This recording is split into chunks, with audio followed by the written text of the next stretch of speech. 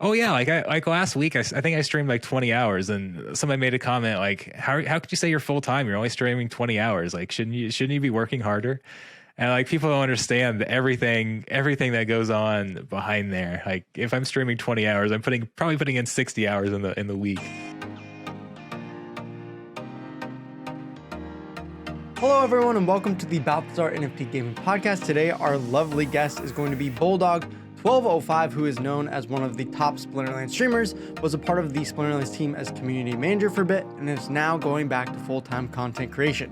So in this episode, we're going to grab his story of content creation, some tips and advice for Web3 gaming content creation, and much more. So please welcome Bulldog1205 to the podcast. Hey, welcome everyone to the Balthazar NFT Gaming Podcast. Today I'm hyped. We got Bulldog1205, or is it 1205? How do I say it, Bulldog? There's not a right or wrong way. Well, how do you say it? I typically say 1205. But no, there's not a right or wrong way. Okay, you've never been hit with the Bulldog 1205? That one I have not. No. I'll have to start doing that now. Okay, yeah. It's a little more wordy, but that's like when your parents get mad at you and they say your full name. That's what I'm called. Shoot. Okay. So when we're upset with you, like if you lose a match on stream that we're betting on or something like that, then we'll call you Bulldog 1000. Okay. Awesome. Well, hey, I just did that video on player staking, so eventually in Splinterlands we're gonna have some. The people are going to be in chat. They're going to have some SPS on the line. So there you go. There might be people getting upset. There you go. if you want that, I guess. A lot of pressure on you. But yeah, anyways, thank you so much for being here. It's awesome to talk to you. It's been a while since we've gotten to do any content together, so it's fun just checking in. And obviously, things on your end have changed a lot within the last month, so we'll dive into that and just kind of hear your story on that. But I want to go back just in case people don't know you and just get to know the Bulldog here a little bit. I want to know how long you've been doing content. I mean, a lot of people know you for Splinterlands, over the last year or so, but what was your start before that? Were you starting with other games? Were you doing content years ago? What was that like? Yeah, so I actually just hit my 5-year anniversary on YouTube for my first video. I started out with a Web 2 game, Star Wars Galaxy of Heroes, and kind of got started on that by accident. I never planned on really becoming a content creator or anything like that. I just found some cool things to do in that game, uploaded it for my guild, and it ended up taking off. Ended up having a few videos where I found some loopholes where we've got raids in that game. They're designed for 50 people, and I was able to find some loopholes where I could beat it with a single person. So posting that game that had tens of millions of players got a ton of views. And then when I got all those subscribers, it was just kind of like, okay, well, now I'm gonna start using. Might as well take advantage of these subs that I got. And I was able to monetize the channel, so I kind of just used it as a way to spend money in the game, because that was a very pay to win type game. So it was just okay, make some content, get some funds, use those funds to buy the new characters that comes out, and just kind of put it in a cycle. And that's what I did for a little bit, until I made a video that game didn't like, and kind of covering the cheating scandals in that game. Ended up getting banned from it, and ultimately led for me to seek out some other games, and Splinterlands kind of just fit.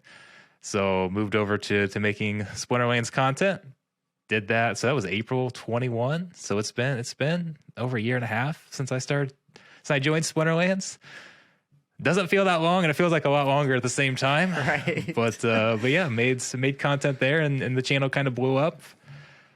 Switched over to being community manager back in around January or so. So went from, actually was full-time content creator for just a little bit, and then wanted to join the Splinterlands team to get that guaranteed salary. So, and then just a month ago with the kind of the cuts there, I'm going back to full-time content creator now. So that's the big change you were referencing, as I'll now be playing lots of other games and doing streams and things like that. So that's a long-winded summary of my history and content creation. No, it's really good. Yeah, I appreciate that story. It's good to get the backstory, and of course, I want to hear from you a bit too. Like, it's funny kind of how similar our stories are. For me, I was making like a League of Legends video, and one of them just kind of popped off, and that's how I started making more and kind of got hooked into it. I want to know from your point, since we kind of both stumbled into video content creation, was there a certain point where then all of a sudden you're like, oh, I can actually do this full time, or I have this dream in the back of my head of like, I want to make videos full time, or I want to be a streamer full time? Was there ever a switch for you there? Not really until Splinterlands. When I was with the Star Wars game, it was, I mean, it was kind of like, oh yeah, that's always like the dream or whatever. Yeah, it'd be nice to be able to do this full time. But I was also, I mean, I'm a pharmacist as well, so have a fairly high salary there. So the point where it was like, okay, I feel like I can come at least close to that salary doing content creation was there was always a huge gap there until Splinterlands and Web3, and everything kind of blew up. And just with, especially during the bull market, all the money coming in, like sponsors were offering even stupid amounts of money that I never really imagined getting. And it wasn't until that crazy bull market that I was like, okay, I can actually do this full time and start doing that. And that was when I tried to go full time as a content creator.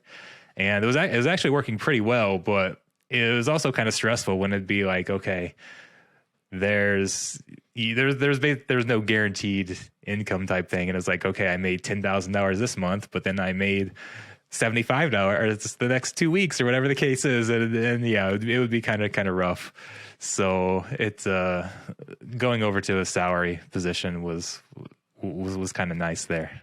Yeah, for sure. I mean, it was interesting. I think a lot of us who started in that bull run, you started a little bit before me, but I got this feeling of like, oh my goodness, like I'm starting off at 0 subs, and all of a sudden, like a month later, I'm at 2,000, 5,000, and then you start thinking like in your head, you're like, oh my gosh, this is gonna take off. I'm gonna hit like 100,000 subs. Like we're gonna be rich. Like this is crazy.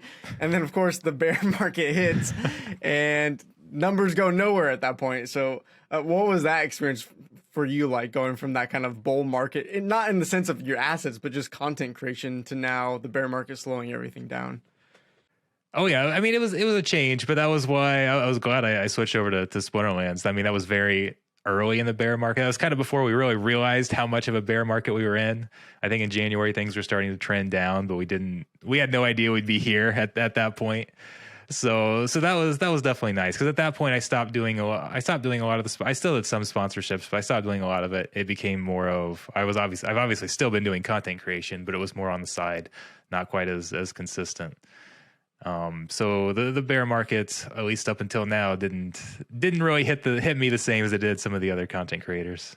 Yeah, and that's, I mean, definitely one of those things where it's nice going from full-time content creation to like, oh, like it's not going as well as I thought. Here's a job offer, you for Splinterlands, me for Balthazar. Like it was kind of almost similar times. And I think I heard you after your stream of when you were making that announcement of being let go at Splinterlands. You're talking about this feeling, and I'm guessing this is just kind of that immediate reaction. So I'm curious to see how you think about this now. But one of the things you were saying is, man, like what if I didn't jump on Splinterlands? Like, would I be somewhere where Bryson was, like your stash was? Like, if I was able to full time just kind of go for it, do you still kind of have that same regret or thinking or feelings towards that, or have you shifted now that you've had a little bit more time to reflect on that? No, I don't know if it's fair to call it a regret. It's just kind of always been a wondering in the back of my mind. Like, am I handicapping my ceiling by taking that guaranteed salary? Because yes, it's guaranteed, but the possibility there is so much higher if I stay with content creation and could blow up that way and do my own thing. If it's kind of a position I'd much rather be in, being my own boss and all of that stuff. But I was just kind of wondering, okay, could I have done better if I focused 100% on content creation? And I don't know, but we're gonna kind of find out here what things would be like. But on the flip side, this may have been the greatest thing ever, that like I got a guaranteed salary during the bear market. So maybe it was perfect that, okay, Splinterlands helped kind of bridge this gap during the bear market, and now I can focus on content creation, and maybe we're a little closer to a bull. I mean, we are closer to a bull market, whether that's months away or years away, who knows? Right. But no, maybe I'll look back on this and be like, okay, that was perfect. If Splinterlands hadn't stepped up, my channel would have died during the bear market, and I would have gone back to pharmacy, and maybe they helped bridge that gap. So we'll just have to see. see how things play out. But that was always been it was certainly always a question in the back of my mind when I was with Splinterlands is did I miss out by not betting on myself, basically? Yeah. And, you know, it's so hard with these decisions that we make, right? Like there's always that voice in the back of our heads of what if this happened instead of this happened? And, you know, obviously none of us can change the past. And instead, I love what you're doing, just moving forward with the future here.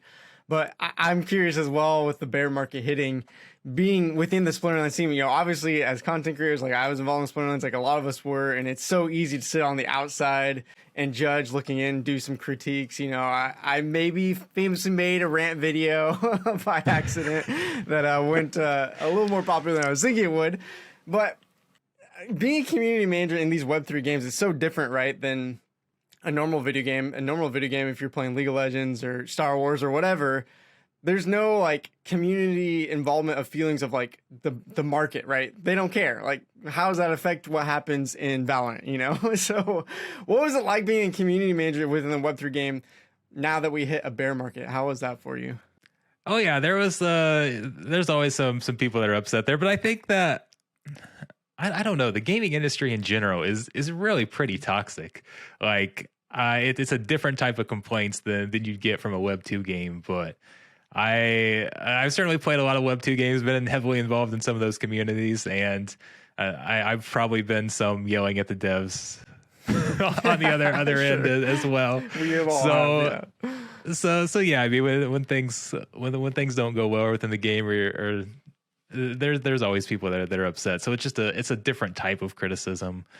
But I don't think it's all that different as far as people getting upset with the bear market versus just the general toxicity from gaming. So overall, I feel like Web3 games are so much less toxic than some of the dedicated Web2 games. Well, that's good to hear. That's kind of surprising, especially during a bear market. You know, I feel like during a bull market, everyone's happy, right? During a bull market, yeah. Well, that was one thing that was so great. Like during a bull market, everybody's. I mean, you even see it with a bear, but more so during a bull. Like everybody's trying to lift other people up and help people get into the game and help new players and things like that. Like you don't see a lot of people helping new players in Web 2 games. It's more like people just want to jump in and stomp on new players and like I don't know. There's just, like I said, so much toxicity. But you see a lot of the community working together more in Web 3 games than you do in Web 2 games. Yeah.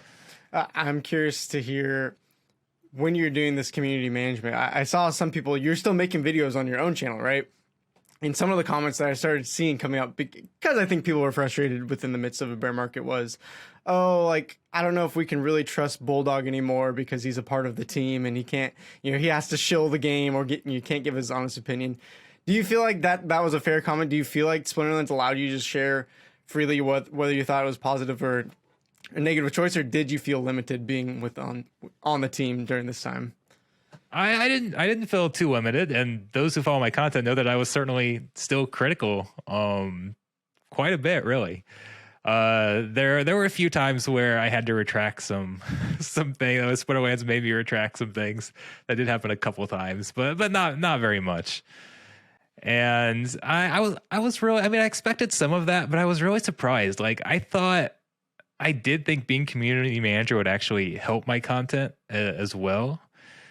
But I feel like it actually hurt it more, like his perception of it, because so many people, thought that I'm just part of the team. They can't really believe anything that I say anymore. And even though I don't feel like I changed anything on my end, I mean, I could, if anything had changed, it was because I could kind of see inside the process more. And sometimes you just don't understand what's going on because you can't see the whole picture. And even though I didn't get as much of the pictures I really would have liked to as community manager, Splinterlands really compartmentalizes everything. And I think sometimes they're so worried about like insider trading and that type of stuff that they try to keep things isolated. So I wish I knew a little more than I did, but I still got to see more than everybody else. And that kind of shaped my opinion sometimes. And I think a lot of times people couldn't understand that was why. Yeah. And it's so hard, I think, as a content creator too, because you can only do what you can do, right? Like you can have all the integrity, honesty, and you feel like you're just sharing your honest opinions, but everyone's going to perceive it in different ways as they watch, right? They don't get to really dive deep into your own mind. Yeah, and I was more. I don't think I ever changed like my actual opinion or what I was saying, but sometimes I was more conscious of phrasing it in a politically correct way. It kind of went through an extra filter. So there may have been different ways that I would phrase things. But no, I don't think my actual opinion or what I was saying really changed much. Yeah, and I always thought it was kind of a funny opinion that people were saying that, because I think more so than any other game, Splinterlands will have people just share openly how they feel, whether they're on the team or not. So I personally never got the feeling from you that you were trying to shill anything or, pull punches because you're just on the team now. So I appreciated that about you. And I think hopefully people can see that, the true side of that, not just the people who are upset. Yeah, so some people will, and then there's some that are always going to be biased, and that's part of it. It doesn't bother me. Yeah, well, that's good. I'm glad it doesn't bother you, because as a content creator, I think a lot of things can easily bother us if we're not careful, especially with all the comments coming in. But I want to hear your opinion on Splinterlands, because obviously we've seen different people react differently to the whole situation of them firing, a huge chunk of the company. We saw some people, I'm selling off some of my collection, whether that's because they're mad or because maybe they have to, pay some bills, whatever the reasons were. It seems like, though, you're still very much, hey, I'm going to cover this game. I'm still a big believer in Splinterlands. So what is it for you that keeps you going within Splinterlands content creation? Oh yeah, first off, I still like the game, so I enjoy playing it, and that's why I got into it. Again, I knew nothing about crypto or NFTs when I came over. I didn't come over trying to make a bunch of money or anything like that. Like when I started, even the idea that I would be able to sell my stuff for half of what it was worth, was a huge positive for me. Because when I left Galaxy of Heroes, when I was forced to leave Galaxy of Heroes, all that I'd spent was worth nothing. So like the idea of being able to get something back when I was done making content with it was pretty cool. So I still like the game. I still enjoy all of that, and I'm still excited to see how everything plays out. I know we hear so much of the Splinterlands is dead, and that, or sorry, not Splinterlands, but well, we do hear some of that too. But right. play to earn is dead is what I meant to say. Play to earn is dead, and I don't necessarily believe that. And I really like the setup of the Splinterlands economy, and I kind of want to see it through. How we've still got some things that have to be implemented. I want to see land come. I want to see player staking come. There's so much of this cool stuff that I still kind of can see the end product, and I'm still excited about it. Yeah. I mean, you said play to earn isn't dead, but I have heard you in videos and recent streams say something similar to the lines of, hey, play to earn isn't dead, but it is going to be a little bit more of a niche thing in Web3. So I guess two questions there. One, do you put Splinterlands in that play to earn category? And then two, has your perspective changed? And what do you mean by it's becoming more of a niche thing within Web3? So yes, I would definitely put Splinterlands in that part, and I think that it's going to kind of take the place of the current like free to play type model. Like you see a lot of mobile gamings and things, and you've got these whales you've got whales that spend six figures on some of these Web 2 games and on some of these collections. I came from Galaxy of Heroes. That was one of them. I mean, I personally, like I said, I was using my channel to fund purchases in there to make content on it. I spent, I think, $5,000 on the Star Wars game and things like that.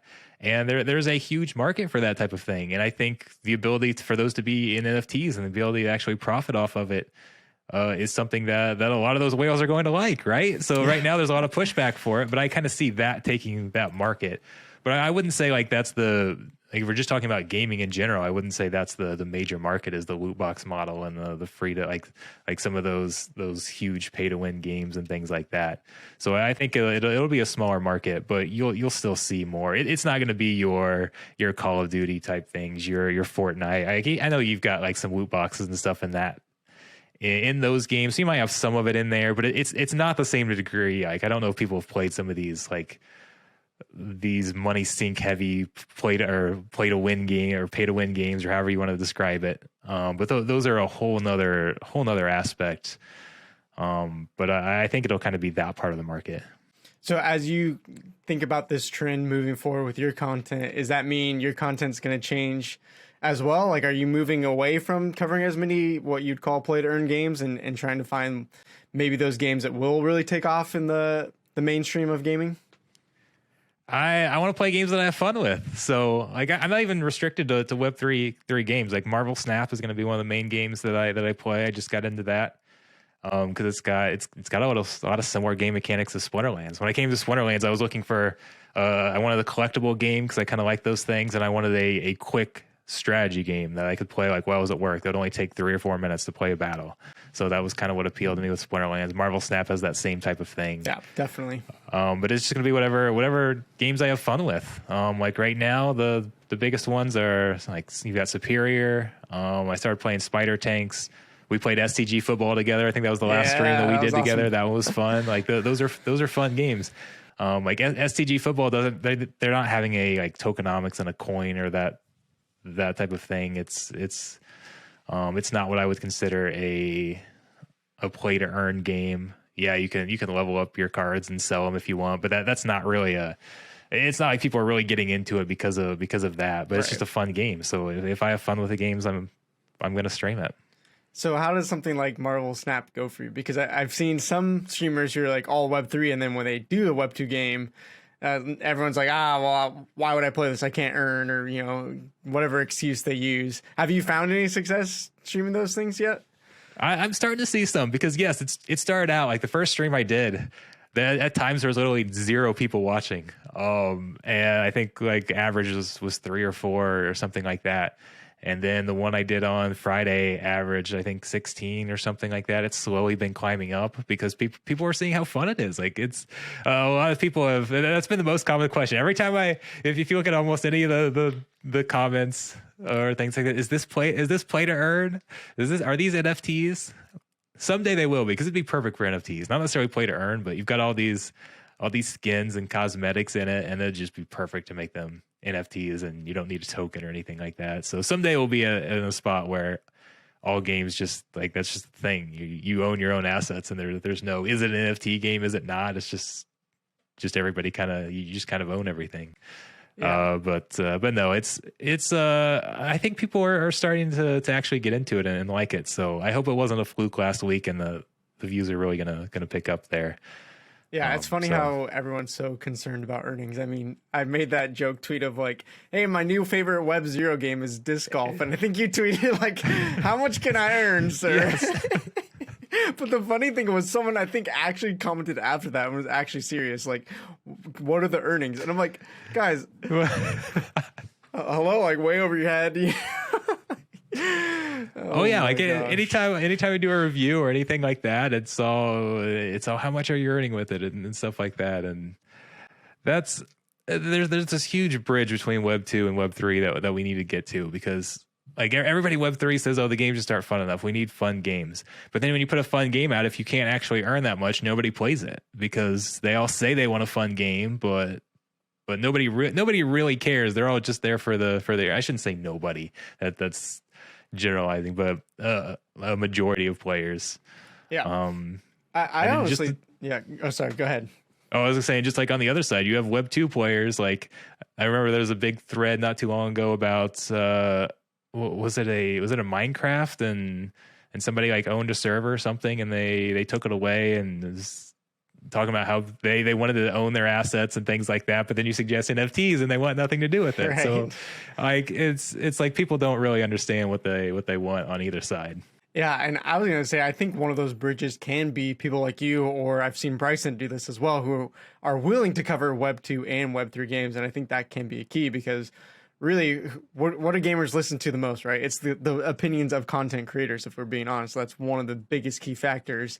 And to have someone that's maybe has pulling in some of that Web 2 audience and can say, hey, I'm also playing this, Web 3 game, if you even want to call it that. And guys, it's not so bad, right? And so I don't know if you've experienced that at all, or I'm curious if you've seen the flip side as well, as like people that have watched Marvel Snap, maybe they have no idea about NFT gaming, and then come into another streamer like, why are you playing this game? We hate NFTs. Have you seen that at all yet, or is it a little bit too early still? I haven't seen too many people coming in for just the Snap comment. There's been a few. A lot of them have been people who are still following me from Galaxy of Heroes. Oh wow! And then we're more drawn to Marvel Snap. But that was actually part of the whole design. Like that was my intention and reason. Because again, when I started doing this, I was still on the team. I was going to start up a Snap channel and do this type of thing because I felt like I could convert Snap players to Splinterlands players because the gameplay mechanics are there's a lot of similarity and a lot of overlap there. And I've got my Darth Squirrel NFT project that I give away on those streams. And I thought that was a way I could convert some Web 2 viewers to Web 3. Like everybody says the NFTs are a scam, but then, okay, you win this free NFT on the channel that actually has some value that you can do things with, that it wasn't some scam or they're not trying to steal your money. It was something you literally just a way for me to give back to viewers watching my stream. And I feel like that could change people's opinions on NFTs when they see a good use case for it. So we'll see how that plays out, but I'm hopeful that will actually work. Yeah, I think you'll probably get both, or you'll get those who are converting over, and then like it was really interesting to me. I don't know I know you played Superior, but if you just even go into the Steam version, right, the non-NFT version, and you look at the reviews, and it's like people who are upset that there's even an NFT version. They're like, guess what? This doesn't have NFTs, but the company, they support NFTs. Don't buy this game. Like they just downvoted just because of that. And I was like, really? Wow. It's incredible to see that. Yeah, no, it's completely ridiculous being mad at a company because they have a different version of a game. And I don't know. I just don't get it. It's like people with an Xbox version of a game getting mad and downvoting it because they didn't like something that the PC version does, even if it doesn't apply to them whatsoever. And it's like, who cares? Like, why does that even matter? If you don't want NFTs, fine, but like you're just getting mad at things for no reason just because it's an NFT. Yeah. I mean, for you, in your mind, as you're looking at this in content creation, do you think there's a period, like, what are you looking for? Like 2 years, 5 years? How long do you think it's going to take before more of those bridges are actually connected together and we're not getting this like Web 2 versus Web 3, fighting all the time? I think it's going to take a while. I don't think it's going to be a smooth process. I'm curious to see. I'm very curious to see what things are like, because I definitely believe that at least some of the Web3 concepts are eventually going to go over. But there are so many Web3 concepts that we actually don't need blockchain for. Like everybody just says ownership. You don't actually need blockchain to own your own assets. That can be done other ways. The decentralization part is a huge part of it. That's one reason like I like Splinterlands so much, is because they're actually planning on having real decentralization, and where, okay, we've actually got nodes that are eventually running the servers, controlling the game aspect and things like that. And that's a whole different type of ownership than just, I mean, a lot of these games that they say they're Web3, they've got ownership, but it's still, they're still controlled by the company, even though they're an NFT. Right. I mean, it's still dependent. So I'm interested to see in some of these main games down the line, if it's really blockchain that wins out, or if it's just the blockchain and the Web3 concepts that get converted over to Web 2 and in which direction we go. So I'm very curious. Yeah. And there's, examples, whether you want to look at the black market of, World of Warcraft or things like that. But even I was reading about, Diablo, they put out their own marketplace where people can buy and sell assets. And that was 10 years ago, I believe, before they realized, oh, this is actually ruining the game. Let's shut it down. So it's interesting to see, as you said, there's examples in Web 2 as well without the blockchain. Well, even like CSGO is the one that has a marketplace. Yeah. So you don't necessarily need to have Web 3 concepts, but then you have the decentralization part, and that's what I think is going to be pretty big. Yeah. Well, we'll see how it plays out. I'm curious for you, though, personally as a content creator, can you give us a tease, or is it too early here? What's coming up next for you here now that you're going back full time? I don't even know myself. I wish I could answer that. But no, it's so I did. I guess I shouldn't say I did. I'm in the process of signing on with an actual agency that's going to help me find sponsorships and things like that. So I'm sure some of it will depend on what deals I'm offered and things like that. Right now, it's just me trying to make as much content as I can on streams and playing fun games. Like this week, I think I kind of mentioned some of the games, a lot of the Gala games like Superior and Spider Tanks. I like the Illuvium later today. I think the Illuvium Overworld comes out. Yep. So I'm gonna hop in and play that, and then I'm just going to kind of stream it. I'm going to stream what I like and make content on what I like, and then it'll partially be driven by what sponsorships I can find and how the viewers respond to the content I make. And if I stream Illuvium and we get a bunch of people in there that loving Illuvium, then I'll probably stream a lot more of it. If I stream it and I don't necessarily like it more than the other games and nobody's watching, I'll probably go back to Spider Tanks and Superior, whatever the case is. So we'll see. Yeah, it's interesting finding that balance of what do I enjoy, what can I make money in, and what do our viewers enjoy, right? Like, right, pretty much. No perfect balance there. That's like the triangle there, and it's got to. And I don't even know my end. What I'm going to enjoy as all these things comes out, let alone what's going to happen on the other two ends. Yeah. How about when I know that time when you were a full-time content creator early in the year? I know that was a short stint. But was there any lessons you learned there that now you're like, okay, now that I'm going back full time, I can apply these lessons? I mean, there are some things. I always get paid for my projects before I make them. I learned that the hard way. Oh boy, sounds like a story in there. It's such a scammy industry. Like the influencer industry alone, even in Web 2, and then you add Web 3 on top of it, where there's there's not a lot of regulations, or you're working with companies you don't know anything about, or things like that, and it's I don't know, it's not always the most desirable. Like that end, the whole business end is not always the most desirable end. I just want to stream and make videos, and I don't want to tread through all this all this crap sometimes. But no, I mean, being involved in there has helped a little bit, but I think that's one reason I'm signing on with an agency too, is that they can handle all that, or at least most of that, and I can just focus more on content. Yeah, that takes a lot of pressure off. And I think most content creators, I mean, I'm that way too. I'm like, yeah, I like the streaming, I like the video, but man, there's so much other business stuff or social media stuff. Like the actual amount of time, if you're doing it by yourself, just throughout a week, it's like, yeah, I'm actually only spending like maybe 30% of my time on actual content, right? Because there's so many other things going on in the background people don't realize. Oh yeah, like last week, I think I streamed like 20 hours, and somebody made a comment like, "How could you say you're full time? You're only streaming 20 hours. Like, shouldn't you be working harder?" And like people don't understand everything that goes on behind there. Like if I'm streaming 20 hours, I'm probably putting in 60 hours in the week.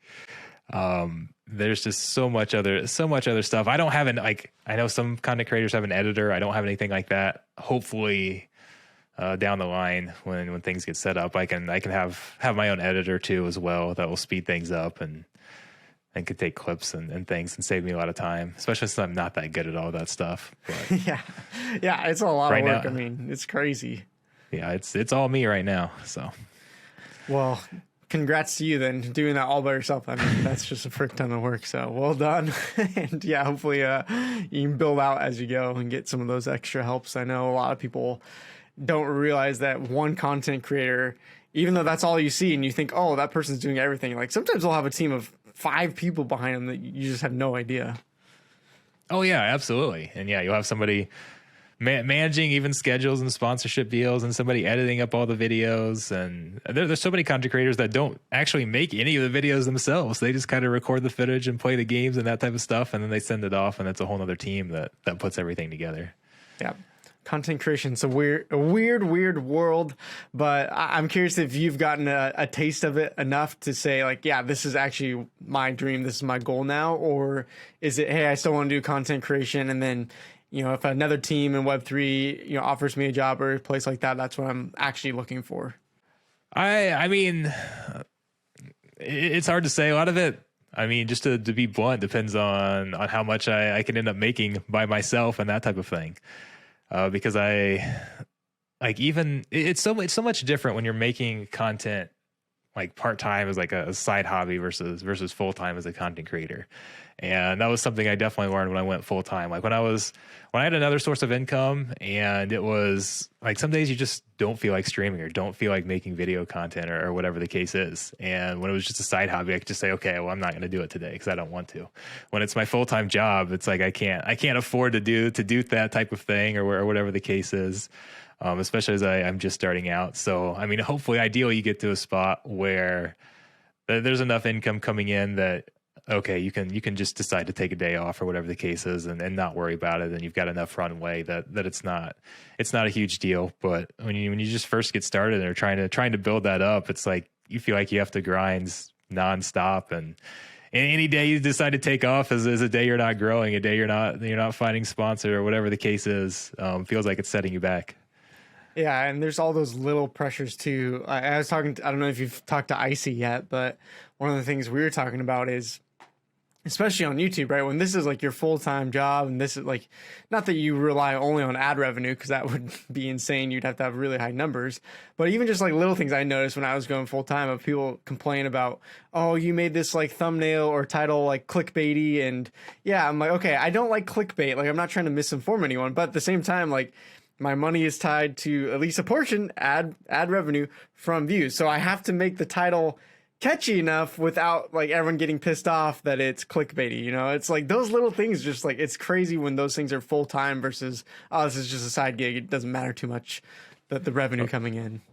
And people complain about those titles, but then they click on them more themselves, which drives it in the YouTube algorithm. So if you don't like it, then stop clicking on those videos, because I would love to not have to make flashy logos and things like that. And I didn't for a while. That was one thing I just didn't want to mess with. But now I've kind of changed a lot of that over, and we've got to make sure your titles and the logos are flashy and appealing, and people want to click on them, because like click-through rate's like the most important stat on YouTube. Yeah, it's a weird world to try to figure out every social media platform's algorithm, and then how do you strategize that, and then how do you do that in a way that is appealing to users without making them mad. I mean, it's a ridiculous game, a balancing act that you have to perform. Well, and there's also just so much, like, I don't necessarily know a fair way to describe it, but there's so much disdain for content creators that are full-time and make money that way. It's like people view that as not a real job, or like they hate on other people who support content creators or provide donations or bits in chat or whatever the case is. It's like, I don't know if it's jealousy because people don't like that somebody else is able to stream a game for a living or whatever the case is. But there's just a lot of hate towards content creators, just not necessarily in Web3, but just in general. And it can make things tough sometimes. Yeah. Speaking of another tough thing, I want to know what you think about this, because obviously you're known for Splinterlands more than anything else.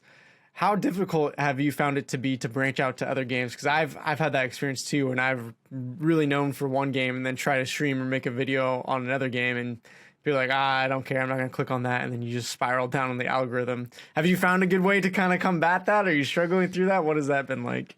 No, it is very, very difficult. So like when I switched from Star Wars to Splinterlands, I lost about 1,500 subscribers on YouTube. So I took a large step backwards before I took off. And part of that is I just hate the YouTube algorithm. And I'm still not sure how to necessarily approach it, because like I said, click-through rate's the most important thing. So whenever like you make a video on a different game and people don't click on it, it doesn't just tell the YouTube algorithm that you're less interested in that game that they made a video on. It also says you're less interested in that creator. So not only are you less likely, like you'll be less likely to see my Splinterlands content if I make a Marvel Snap video and you don't click on it. So the YouTube algorithm is so bad. But that's why with Snap, like I kind of created another channel. I've been trying to do some more stuff on Twitch, because Twitch isn't necessarily like that, mainly because it just doesn't have the discovery at all. So right. You can't hurt yourself with the discovery. But no, and be more on like I've been pushing on Twitter a lot more on that type of thing. So, but no, I've been debating, like, do I need to have a channel for every single game? Do I put them all together? I still haven't figured it out, and I still keep going back and forth, and I don't have an answer. Okay. Well, when you figure it out, let me know so that I can use the same hacks. By the time anybody figures it out, it's going to change again. Oh, man. Yeah, no, I mean, it's difficult being a content creator, and I wish you the best of luck. And maybe we can end on something a little bit more positive here. I want to get your opinion, thinking through, it seems like more and more content creators are slowly starting to pop up in Web3. So I'm curious if you have any advice content creation wise, but also like, is there something about Web3 content creation that's specifically different than your Web2 experience that you can speak about? Oh, I mean, it's definitely different because viewers have different motives. And that was a big adjustment for me when I came over from like Galaxy of Heroes. All my best content was like strategy content and kind of gameplay specific things. That was kind of my niche over in that game. Then I come over here, and with a few exceptions, most of my actual guides on how to use certain cards or how to use certain rule sets or things don't even perform well. It's more things that are about even like the investment side or news about the game that people could use to make their investment decisions or things like that have performed a lot better. And that was kind of an interesting change. And I don't know if that's just me personally. No, I don't think so. I mean, we were having a discussion way back when, because we were talking about like, man, why does no one click on the gameplay videos when, I'd much rather make that, but somehow people would rather watch me read an announcement article about nodes, right? Like, what is going on? Right. And I never get requests like, okay, can you make a video on this rule set? Or I shouldn't say never. But it's make a recommendation on what to buy, make a recommendation on, or make a guide on how to do this specific thing in the game that's more market based or things like that. And it'll be like, well, there's like, I don't want to make a video because you can read about it in 2 minutes and go do it. But then if I make a video, it performs really well. And it's like, well, okay. I guess I'll make these, but. Yeah. Do you think that's partly just because it's play to earn? Like, do you think that will switch as you make maybe a video about superior STG football? The thing I've noticed about Splinterlands is a lot of those audience come over from a crypto or investment mindset. So they want to hear an opinion on what's going to happen to the price of DEC more so than, hey, what can I do to set up, as you said, like these legendary cards to find the OP strats? Like that's what they're interested in. And I'm thinking like maybe that will shift as you cover different games that aren't as focused on the play to earn or investment side of it. It probably will. I hope that it will. And I know some of it in Splinterlands is that some of the cards are so expensive and that people are coming over and yeah, I can make a video on how to do this. But if only a third of my subscribers even have those cards to begin with, then instantly 2/3 are not going to care about it because they just don't have the cards. So yeah, it might be different with some different games, and we'll see. Some of my review videos are starting to do a little bit better. But again, do they really care about whether it's a fun game, or are they wanting to know if this is a game that they should go invest in? I don't know. So, and Web3 keeps changing, so it's kind of hard. But we are seeing more and more fun games that are coming out. And I still don't think they're necessarily Web 2 quality games, but the gap is closing. And there's a lot of games that have had 2-3 years that they've been building now. And hopefully we're going to see some pretty cool projects coming out. Yeah, I'm definitely hyped for some of the ones coming up. And do you have like a top 5 list or a few that you're looking at for this next year that are most exciting to you? Not necessarily. It's so hard because I mean, we see a lot of them that are hyped up and things that then just don't end up being very good. I mean, like Illuvium and Star Atlas seem to be the two that get the most attention. Star Atlas, I don't think is anywhere close. We'll see how good Illuvium's going to be or how close it is. But like one of the ones I think about is what is it? Guild of Guardians? Is that? Yeah, the mobile dungeon crawler. Is that the one you're thinking of? Yeah. Like that was one that was really hyped. When I did a list, I kind of had it up near the top. And have you played the beta for it or the alpha or whatever it is? The very first alpha. So I don't know how the new updates have gone, but the very first alpha, I was like, oh, this feels a little bit bare bones. Like I wasn't too excited by the gameplay, although it was really early on. So I don't know how it's changed. Right. And I mean, some of the graphics and stuff have improved a little bit, but it wasn't even like a lot of times just the polish isn't there, the graphics are there, but it was just the gameplay was completely uninteresting to me, mainly because you basically have one skill button, and then an ultimate that charges up that you could hit. So when you're going through, it's just tapping this skill button over and over. Oh, the ultimate's ready. Tap my ultimate, and it charged fairly fast. So you never felt like you had to save it for the optimal time or anything like that. Find like even like the gear you were getting in the progression system, there wasn't a lot of gear spots. There weren't like skills to go through, and I didn't feel like nothing was pushing me to want to level up to do anything like that. Like, and it was supposed to be coming out around now. I think we'll see. A couple months ago, even I think sometime quarter four. So yeah, I was looking at this game like there's no way they're going to be. If they're going to release in 6 months, like this is going to be awful. They're not anywhere close. So I don't know. Maybe they're in reality, they're still a year and a half away, and it's just too early. But like that one was a big wake up call. That okay, even these hyped up games with these huge cinematic trailers and stuff might not necessarily live up to the reputation there. So yeah. I don't know if you've felt this way now, but after being in this space, it's been almost, I think, a little bit over a year and a half for me. And, you know, you get into this space and you start thinking like, oh my goodness, these massive games, look at all these cool trailers, as you said, like Illuvium, Star Atlas, you know, you name it, Guild of Guardians.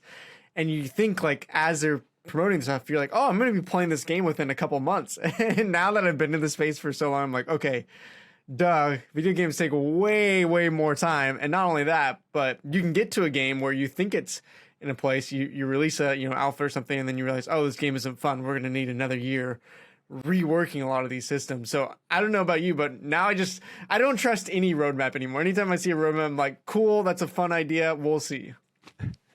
Yeah, I agree. With Splinterlands, everybody's like the win the land and complaining about how long it's taken with Splinterlands. That's been every Web3 game. And we're going to hit a point where that's not the case, and people can't get away with that, because there's going to be gaming studios that come in that are fully funded, because a lot of this was people trying to get funding that way and hype people up to sell a token or whatever the case, not necessarily to be a scam, but just because they needed that funding to build the game. It's a Kickstarter equivalent is right for a lot of the Web3 games. Yeah. So you're going to see more major studios that come in that have millions of dollars set aside from the beginning, and where, other than maybe hearing that the project's going to be worked on, it'll be in development for 2 or 3 years before you see anything, and then it comes out and it's just here. Like it's okay, this is announced and it's going live in 2 months or whatever the case, and that type of thing, and it pops up more fully functional. Like games won't be able to necessarily get away with doing this type of thing, and essentially releasing bare bones products and then kind of improving as they go along, just because there's going to be so many more well-funded games with well-funded studios that can operate more like a Web 2. Yeah, it's this interesting dynamic of, I think it's really cool that you can get into these projects like on the ground floor, essentially. And, you know, a lot of these Web3 games will look to the community to say, hey, help build this game. You know, not maybe the code, but, you know, you can really be involved. We'll take your feedback in. You can be part of this community as we build, get in, you know, with your NFTs and tokens early. But at the same time, you know, waiting and being frustrated by these things being delayed and having to have the patience of like, okay, I need to realize this game is probably 3-4 years out, even maybe from being fully released. Well, and some of them been hurt a lot by that too, because you see the token prices going down and then people lose interest in it, and maybe people look at it once and then dismiss it and then never check out it again, even though by the time it's fully released, it might actually be a game they really like and it was one to get into, but they've already kind of written it off because they saw an early version that was crap. Like even Splinterlands that we're obviously familiar with, just like imagine how much different everything is and how much different their token price is if instead of releasing the SPS token and then building everything, I mean, we're a year and a half later and we still don't have some of the core features that was promised with the SPS token. Imagine if they released that SPS token and everything was ready from the start, like nodes were ready, player staking was ready, like all of that was just there from the very beginning. How much better would the token be doing? But I think it'd be a completely different dynamic. And it's like, okay, how much would we hurt when, okay, that's finally here and now it's there, but then people look back and, okay, well, why do I want to buy a token that has dropped 95% in price, even though it's different now. We've got everything here. It's a different economy. You can't really look at what it was a year ago, but people still will. Yeah, and I think it's, you know, not even, as you said, a malicious thing. It's, hey, we're a team of, like, Splinterlands, what was like a team of, like, 5 people. Like, you know, as we blow up, now we have these funds, and now we can actually get the team that we need to really bring this quality up. But those things take time, even if you do hire, you know, as we've seen, an extra 50 whatever people. It's not like this instant everything just becomes automatically better overnight. Like, those things take so much time to develop. Absolutely. Awesome. Well, Bulldog, it's been great having you on. Anything you want to shout out? I think a lot of people are probably going to recognize you, but if not, anything you want to hype up that you're doing, where they can find you, all those great things. Oh, thanks for having me. And yeah, I mean, I'm trying to make myself available all over the place. And I'm pretty easy to find because I've got those random numbers after my name. That so yeah, I'm over on Twitch. Has kind of been a large focus. I'm trying to live stream, so that's one of the best places to find me. But like I've started like even putting content on TikTok now. as much as I've hated TikTok, I'm trying to put content out there. So in clips of gameplay and everything, but like no, if you want to watch the initial live streams, Twitch is probably the best place to come find me. Yeah, I feel like I've never met a content creator who's like, yay, TikTok. Like it's like everyone who's on Twitch and YouTube is like, gosh dang it, I have to do TikTok. Oh man. I mean, it's just a huge source. And I don't know, TikTok's weird. Like I put one video up and it's got like 800 views, even though I've got 4 followers there. Wow. And everything else has like sub 100, and I'm like, what happened? Why did this one get like so many views? What's the algorithm doing? There's nothing special about this video. It's chaos. None of TikTok is logical, so don't study and hurt your brain too much there. Real quick though, do you want to give like a little short explanation of the potential Darth squirrels that you're giving away there? Oh yeah, sure. So Darth Squirrel, that's something that I'm hoping is going to be huge. A lot of sponsors that I've talked to have absolutely loved it. So we'll see what happens. But every time I stream on Twitch, or even if it's one of the streams that's multi-streamed on YouTube or Facebook, as you watch the streams, you can earn points, kind of like channel points. I've got them set up so you're earning acorns. I'm actually setting up so you can earn them by participating in my Discord as well. But then you can enter giveaways to win these Darth Squirrels. It's a generative NFT that's made to look like a Splinterlands card. It's not a Splinterlands card. I get so many people wondering how to use it in the game. It is not a Splinterlands card. It's just designed to look like one with random stats and abilities. So it's pretty cool.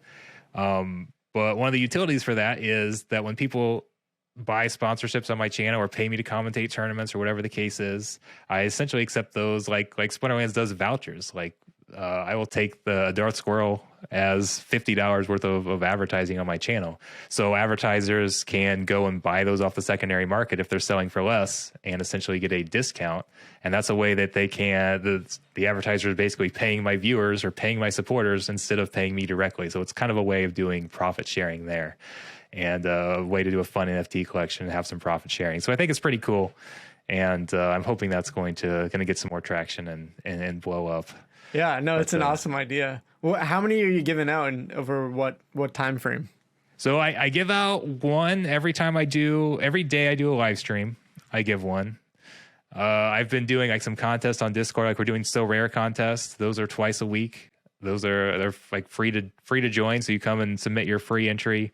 Just screenshot your team and submit it in my Discord, and you can win some that way. But I think we've only given away about 60 or so.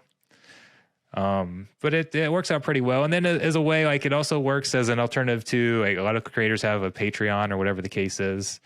Well, I get those NFTs that are given back to me. I'm not just going to turn around and sell them on the market and undercut my viewers and that type of thing. But if I get people that want to financially support the channel with like donations or whatever the case is, I can instead just sell them those Darth Squirrels at slightly inflated prices. But at least that way they've got something.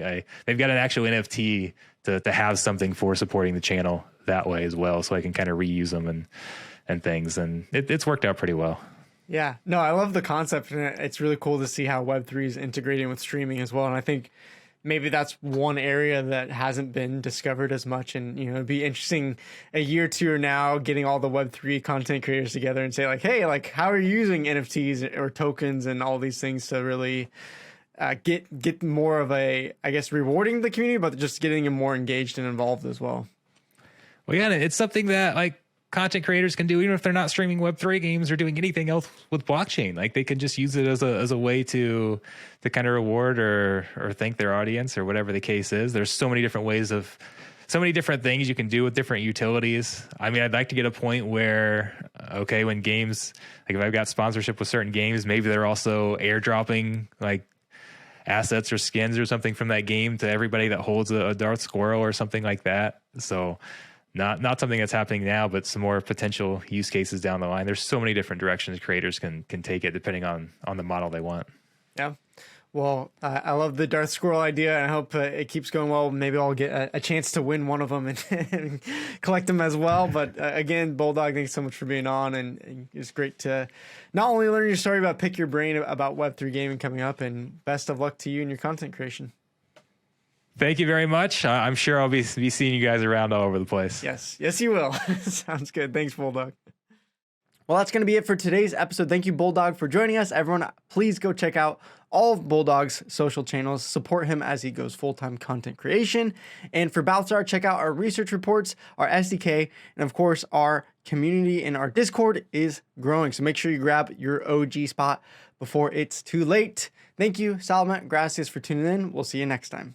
If you haven't seen our Babylon SDK demo yet, you need to check out how this is making it super easy for gamers to get into your Web3 game. Registering for your game also creates a non-custodial wallet. Picking up in-game gold goes into our wallet. In-game NFT marketplace is also a blockchain transaction. Contact us to get registered for a Babylon SDK beta. Thanks everyone for watching.